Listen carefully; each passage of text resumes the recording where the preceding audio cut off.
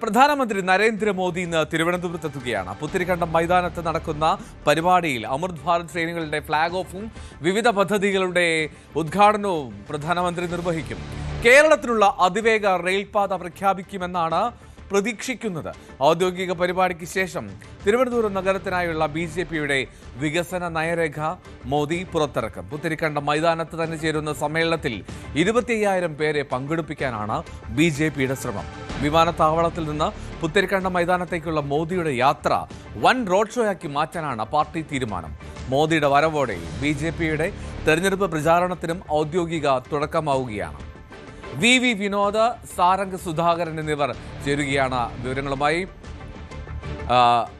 VV വിനോദിലേക്ക് ആദ്യം പോവുകയാണ്. വിനോദ്, അങ്ങനെ നഗരസഭ പിടിച്ചാൽ 45 ദിവസത്തിനകം പ്രധാനമന്ത്രി എത്തിക്കുമെന്നുള്ള BJPയുടെ വാഗ്ദാനം അത് സാധൂകരിക്കുകയാണ് ഇന്ന്. എന്താണെങ്കിലും പ്രധാനമന്ത്രി ഇന്ന് നഗരത്തിലെത്തുമ്പോൾ ആദ്യമായിട്ടൊരു BJP മേയർ അദ്ദേഹത്തെ സ്വീകരിക്കാൻ തയ്യാറെടുത്ത് നിൽക്കുന്നു.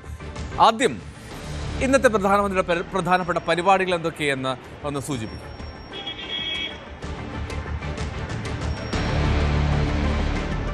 സൂചിപ്പിച്ചതുപോലെ തന്നെ വളരെ പ്രധാനപ്പെട്ട ഒരു സന്ദർശനമാണ് പ്രധാനമന്ത്രിയുടേത്. ഇതുവരെ രാജ്യത്തിന്റെ പ്രധാനമന്ത്രി എന്ന നിലയ്ക്ക് അദ്ദേഹം പലതവണ കേരളത്തിൽ എത്തിയിട്ടുണ്ടെങ്കിൽ, തിരുവനന്തപുരത്ത് എത്തിയിട്ടുണ്ടെങ്കിൽ, ഇപ്പോൾ തിരുവനന്തപുരം നഗരസഭ BJP പിടിച്ചടക്കിയ ശേഷമുള്ള പ്രധാനമന്ത്രിയുടെ വരവാണ്. അത് ആഘോഷമാക്കാൻ തന്നെയാണ് പാർട്ടി തീരുമാനിച്ചിട്ടുള്ളത്. ഇന്ന് 2 പരിപാടികളിലാണ് പ്രധാനമന്ത്രി തലസ്ഥാനത്ത് പങ്കെടുക്കുന്നത്.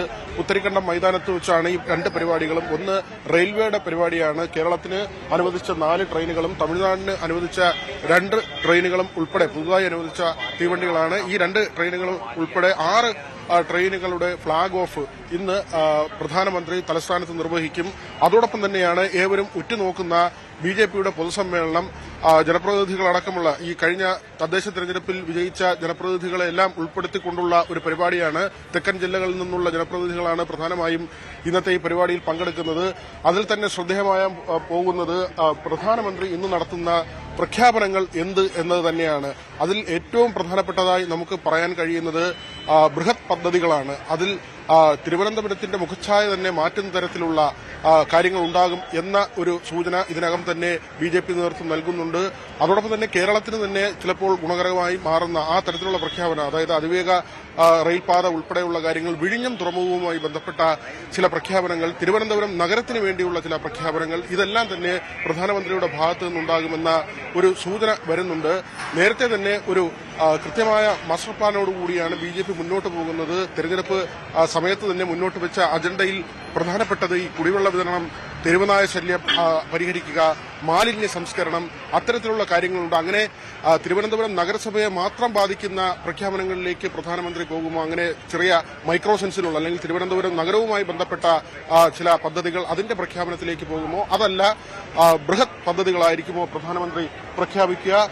അത്തരം കാര്യങ്ങളെല്ലാം തന്നെ ഏവരും ഉറ്റുനോക്കുന്ന ഒരു സാഹചര്യമുണ്ട്. നമുക്ക് പ്രവർത്തകർ കൂടി ചേരുന്നുണ്ട്. എങ്ങനെയാണ് ഇന്നത്തെ പ്രധാനമന്ത്രിയുടെ വരവിനെ കാണുന്നത്? വരവിനെ കാണുന്നത് വളരെയധികം സന്തോഷം എന്ന് പറഞ്ഞാൽ വളരെയധികം സന്തോഷം.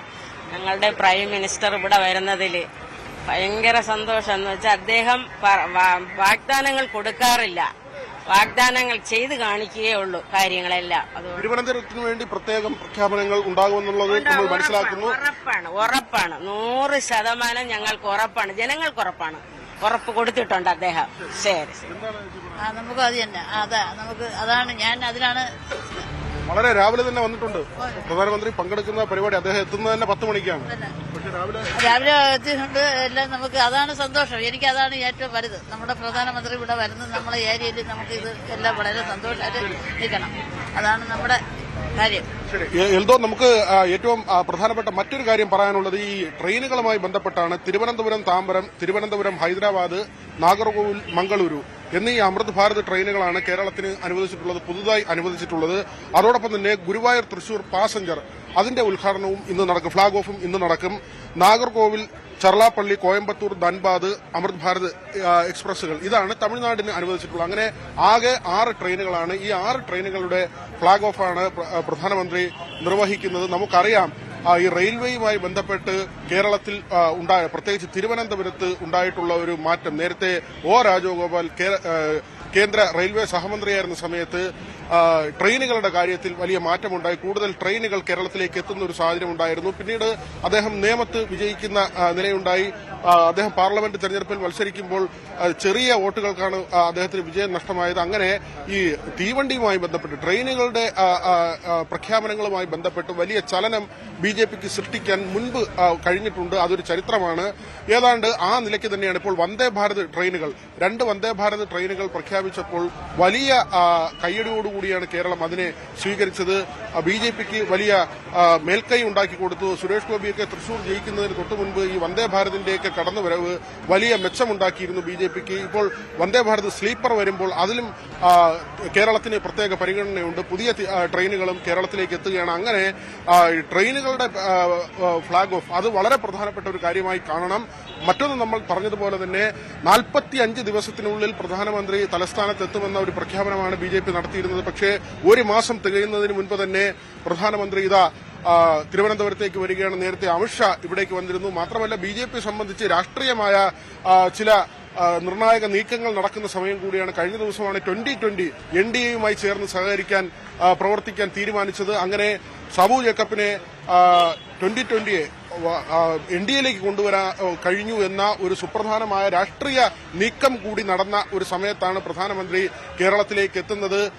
ഏതായിരുന്നാലും ബിജെപിയെ സംബന്ധിച്ച് അടുത്ത അസംബ്ലി തെരഞ്ഞെടുപ്പിലേക്ക് കാര്യങ്ങൾ കൊണ്ടുപോകുന്നതിന് തൊട്ട് മുൻപുള്ള ഒരു നീക്കമായി തന്നെ നമ്മൾ ഇതിനെ കാണണം. നമ്മളിപ്പോൾ കാണുന്നത് ഈ പ്രധാന വേദിയിലേക്കുള്ള 2 വേദികളാണുള്ളത്. ഈ വേദികളിലേക്കുള്ള കവാടമാണ്.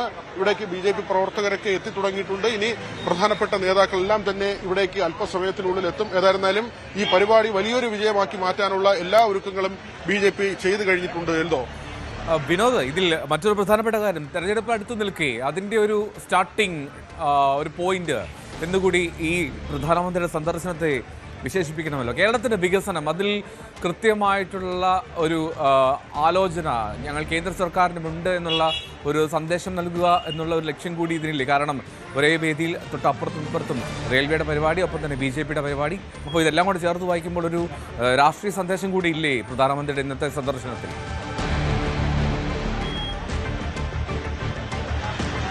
തീർച്ചയായും അതുതന്നെയാണ്. ബിജെപി തലസ്ഥാനം പിടിച്ചത് കഴിഞ്ഞ ദിവസങ്ങളിൽ ഉത്തരേന്ത്യയിൽ പലയിടങ്ങളിലായി നടത്തിയ പ്രസംഗങ്ങളിലൊക്കെ തന്നെ പ്രധാനമന്ത്രിയുടെ പ്രത്യേകിച്ച് ബംഗാളുമായി ബന്ധപ്പെട്ട തെരഞ്ഞെടുപ്പ് അതിന്റെ പ്രചരണ സമയത്തൊക്കെ തന്നെ പ്രധാനമന്ത്രി പരാമർശിച്ചത് തിരുവനന്തപുരമാണ്. കൂടുതൽ വാർത്തകൾക്ക് News 18 Keralam YouTube channel subscribe ചെയ്യുക.